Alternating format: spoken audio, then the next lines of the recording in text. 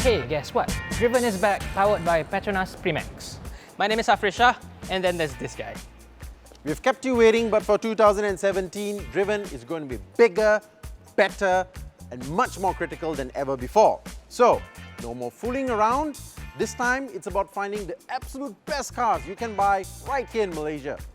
For the season opener, we're going to compare two new plug-in hybrid sedans, the Mercedes-Benz C350e and the BMW 330e. The E's mean electric, and these plug-in hybrid electric vehicles, or PHEVs, are supposed to do, well, pretty much everything. Fast, exciting to drive, comfortable and efficient. Problem is, there's only two of these around, and while the natural third option would be the Audi A4, that car is still a CBU unit without the EEV tax exemptions that these two enjoy. So it's just too underpowered, too underspec to really compete. So instead of bringing the Audi here just to come in last, we have something a little left field. Introducing Adrian. Hey there everybody. So let's welcome the Volkswagen Passat 2.0 TSI. I know it's not a hybrid and it's not a premium car like these two, but I believe it has a whole lot to offer for a lot less money. And face it, everyone loves a great deal. In this episode, we will compare the car's styling, interior practicality and quality before taking them out to see how they drive. We will also have a drag race to see which one's the fastest, as well as find out if the plug-in hybrid is indeed quicker than the conventional petrol version of the same car. We have all that and more. So sit back, turn up the volume and enjoy the show. Welcome to Driven 2017.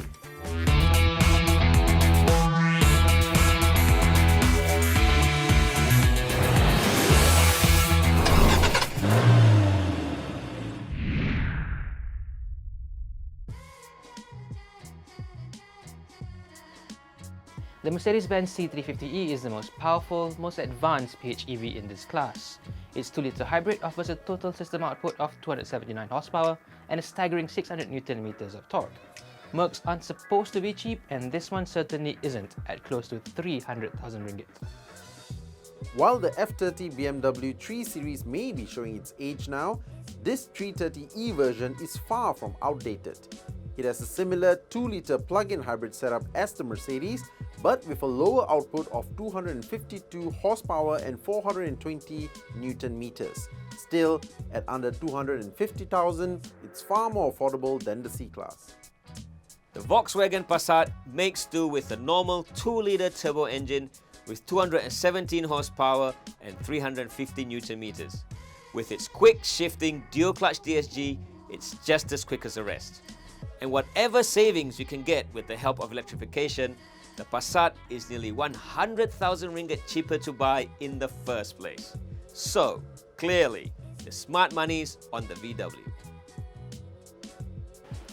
First things first, looks. The C-Class is a great combination of sporty and classy, but personally, I don't quite like all these blue bits on the E version. What I do love are the large 19-inch AMG wheels and this whole mini S-Class look. It's got to be the prettiest one here, right? Well, that depends on who you ask.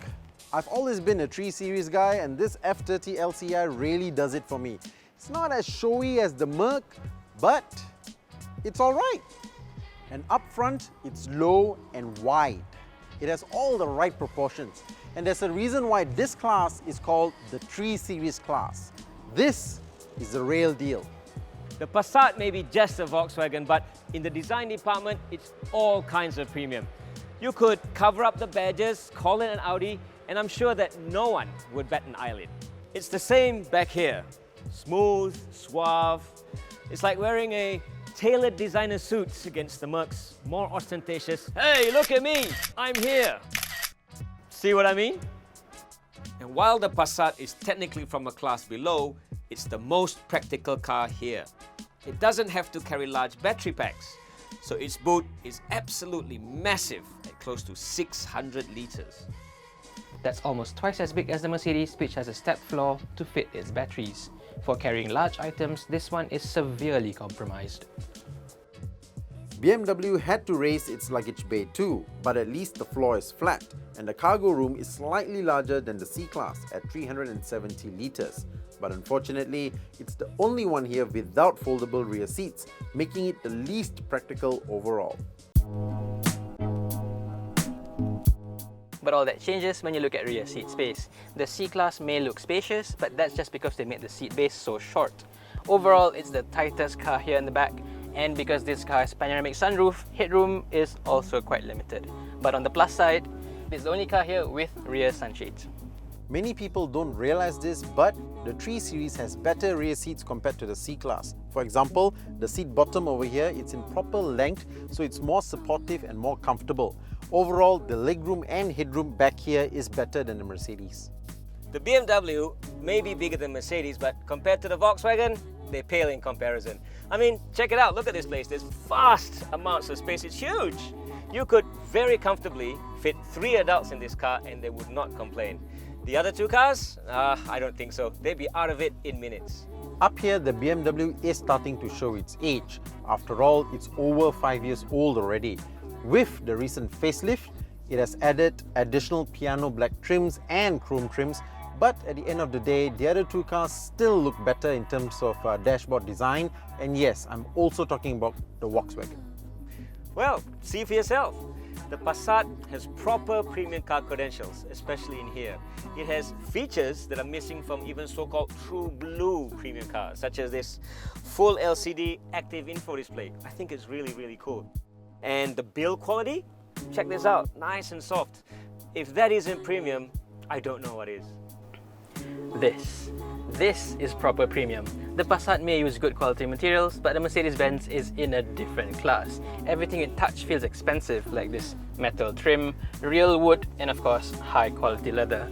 Just a few years ago, you need an S-Class to have an interior that's anywhere near as special as this. As far as interiors go, there's absolutely no contest. The Mercedes is the best.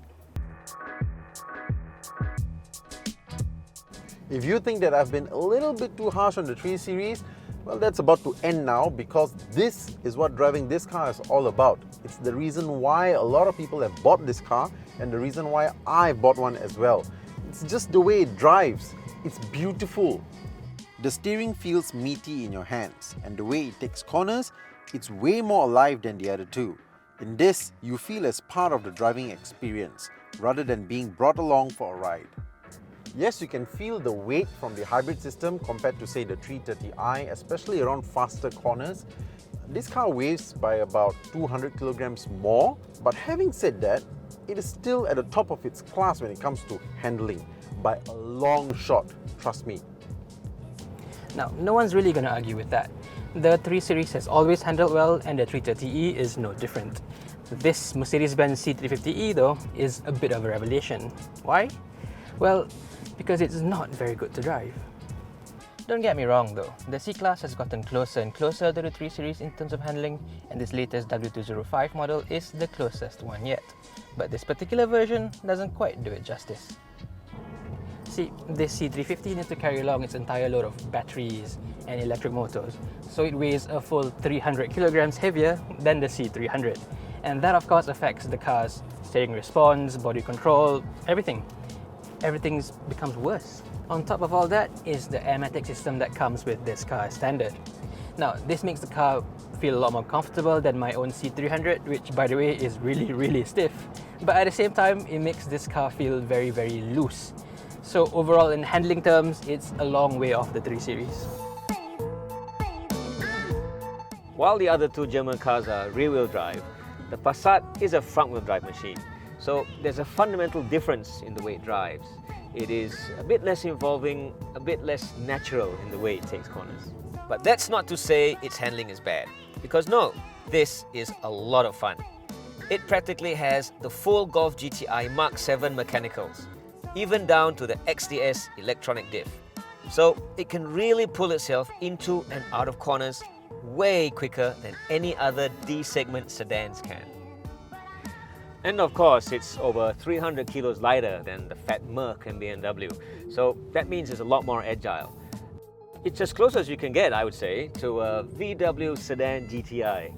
I wouldn't say it's better than BMW though, that one has that little bit extra, but it is close. And as for comfort, one of the things that got carried over from the Golf GTI is the DCC adaptive suspension system, and that really is a game changer for the Passat. It corners as sharp as can be, and it is pretty much very comfortable when you want it to. For 50 grand more in the BMW, you don't get this. Sadly, yes. This 330e Sport or even the more expensive M Sport version doesn't come with adaptive suspension, something which was offered as standard with the 330i. So what you get is something that's fixed. You cannot make it harder or you cannot make it softer. Fortunately though, it is already well-rounded, so you get a very good balance between good handling and good ride comfort. As for the Mercedes, the very thing that made this car such an underwhelming experience to drive makes it a lovely car to cruise in. It rides beautifully with its Amatic air suspension. It's way better than any other W205s I've been in, and it's easily the best riding vehicle here. Just don't ask me how much it's going to cost to replace.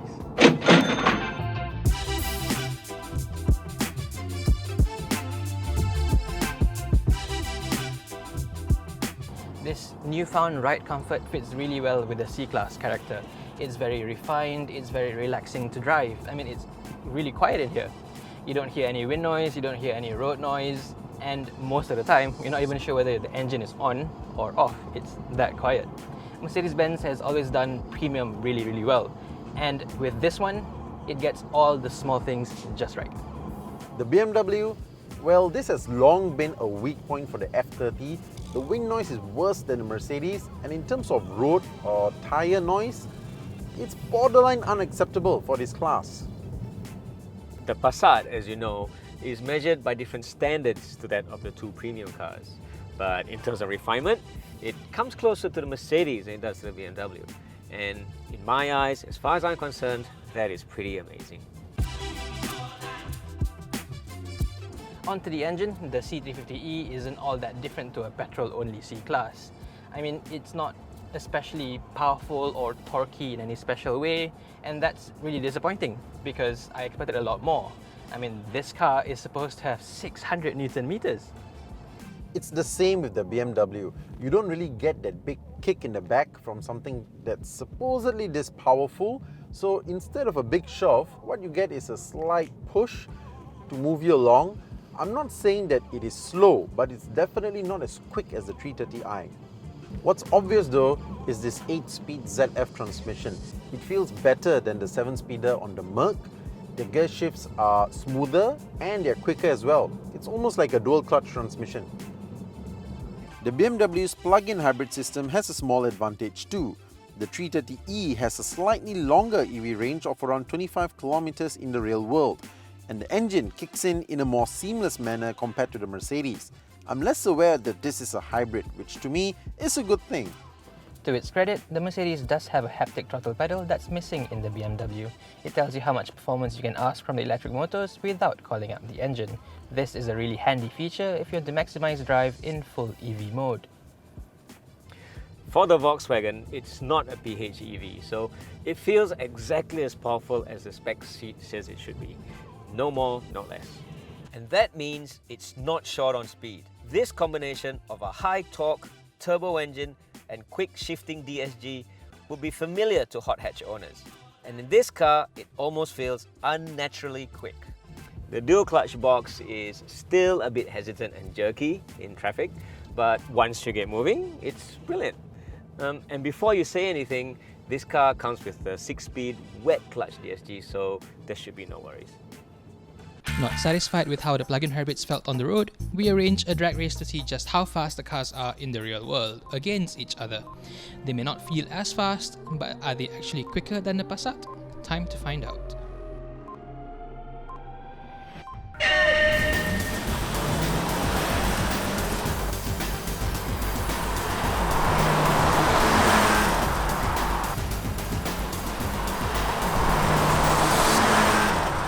Right from the start, the Merc's extra power and torque took immediate effect and it won the race by a comfortable margin.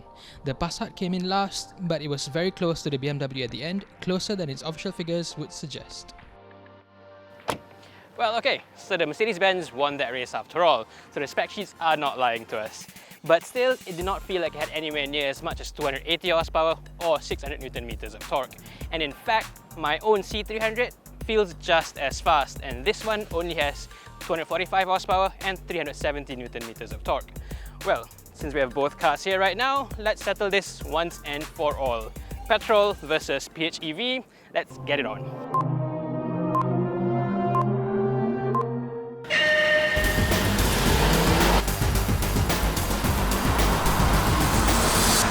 As it turns out, the C350e has a small advantage on takeoff thanks to the instant torque of its electric motor. Beyond that though, the C300 was just as quick, despite its significant power output claims.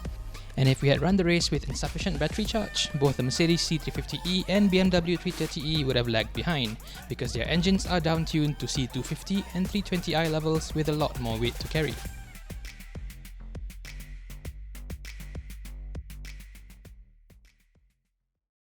So, if performance really isn't a strong advantage of the PHEVs, that only leaves one thing: fuel economy. We tested the car's efficiency with Petronas Primax 95 over everyday driving conditions. As the winning formula for the Mercedes-AMG Petronas Motorsport team, this fuel cleans the engine, creates finer fuel spray and reduces friction, ideal for modern direct injection turbocharged engines such as these.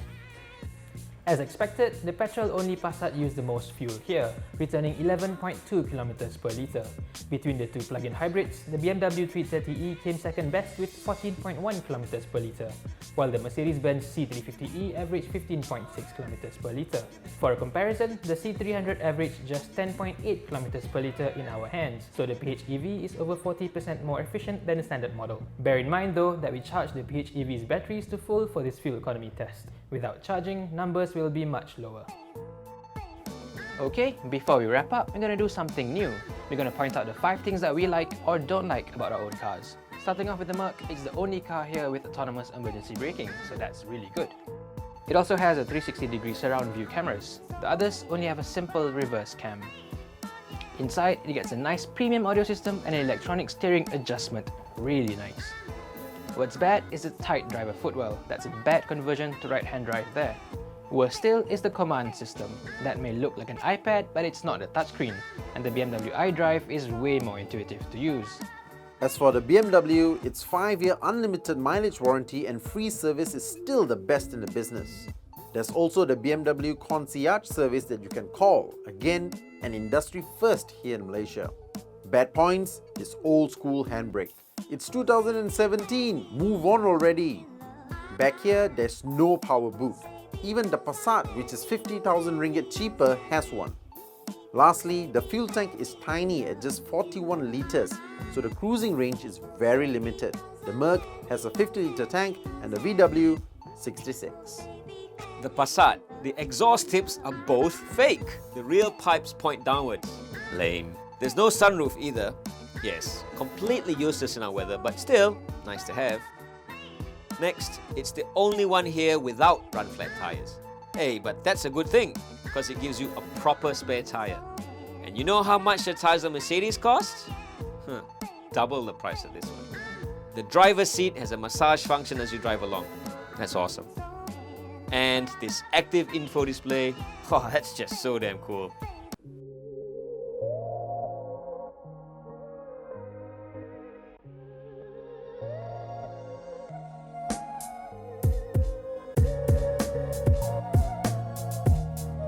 Alright, decision time. Is it going to be the BMW, Mercedes-Benz or Volkswagen? Well, it really depends on how you value brand image.